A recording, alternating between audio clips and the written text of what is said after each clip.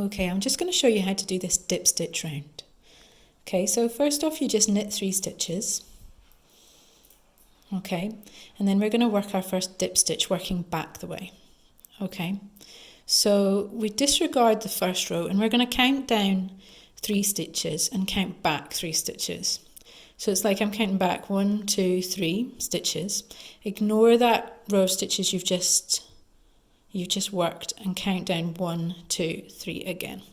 So I like to use my thumb, count down 1, 2, 3. That's the stitch you're going to knit into. So just pop your needle in there from front to back, wrap your working yarn around it and bring that through.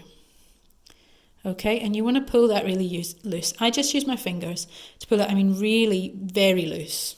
Okay, and then you're going to do the same on the other side. You're counting 1, 2, 3 stitches along, count to the left this time, and 1, 2, 3 stitches down.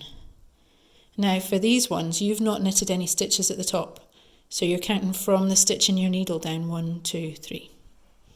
Okay, bring your needle round there and just bring that through. And this one, it's got a little caught there, but this one's easier. You can just pull that really loose with your needle, but pulling it really loose, don't worry about that.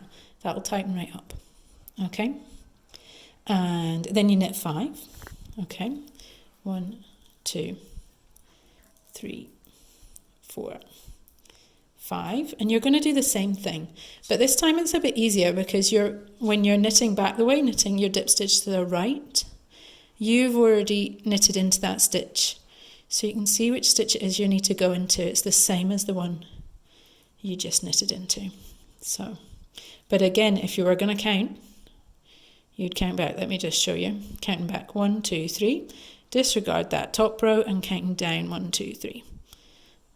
Okay, so needle in, front to back, bring that yarn round, pull it through. It's a bit fiddly to get it.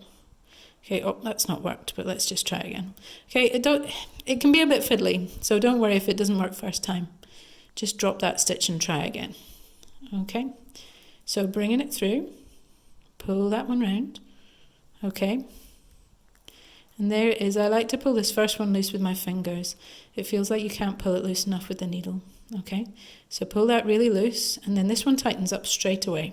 Okay, then you're counting along to the left, 1, 2, 3. And down 1, 2, 3, in your needle goes. Okay, again, pulling that really loose. This one you can just pull loose with a needle, you don't need your fingers for that. And then knit 5 again, and you just work right the way around your round. I'm working magic loop, but it doesn't matter if you're on DPNs or whatever. You're just going to work right the way around, and when you get to the end, you're going to end up knitting back into that first stitch you worked. Okay. And that's it. That's how you work the dip stitch round.